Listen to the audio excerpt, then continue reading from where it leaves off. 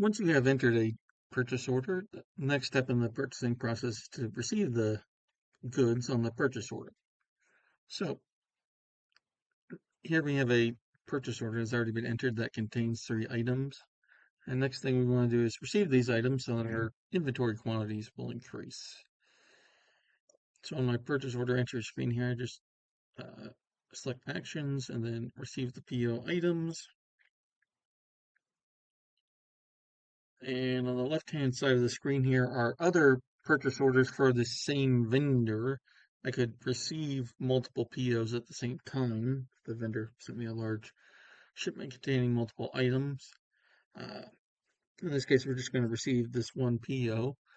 And if I was not sent an item, like if I was not sent this third, I could just uncheck the item and it'll take that one item off of my receipt. In addition, if I was sent a partial shipment, so for this first item here, we ordered 10, but if the vendor only sent me 8 of them, I can just click here and enter my quantity. I was actually shipped 8. And once we have the correct items selected and the correct quantities, we just hit the receive button here, and that generates a shipment. We put in presumably there's a shipment number like that from the vendor. We type that in here. And I can see my quantities here and the amount. So for this first item, we ordered 10, but we were only shipped 8 of them. And then the other 2 items received the entire quantity. So this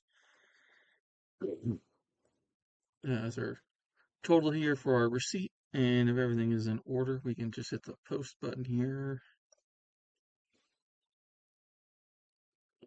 And then when I close this window, I'm going to get a series of posting reports detailing what's going on here with this transaction. Just send these to the screen so that we can take a look at them.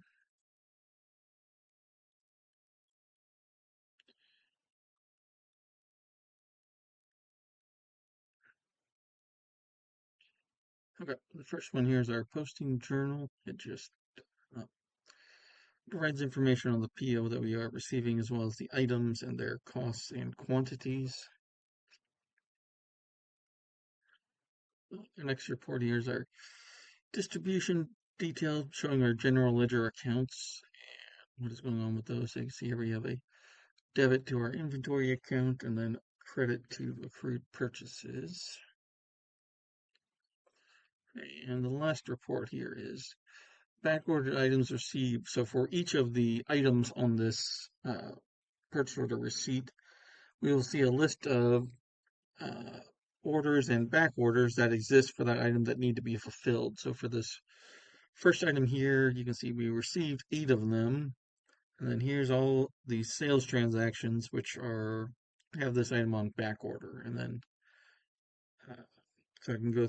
This allows me to easily see which customers here are waiting on this item and which sales orders and back orders need it. And if I scroll down here, I can see, for my next item, when I received 2 of them, you see I have 7 on back order for various different sales transactions, and same thing here when I scroll down to the last item here.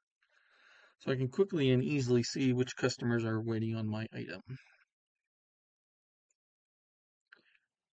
And if we go back to our purchase order entry screen here, we can bring the PO back up. So since we partially received the PO, we can bring this PO back up on the screen, and then we can go through that process again same process again to receive the additional quantities that haven't been received yet. And that would work the exact same way. We can follow the exact same process a second time to completely receive the PO.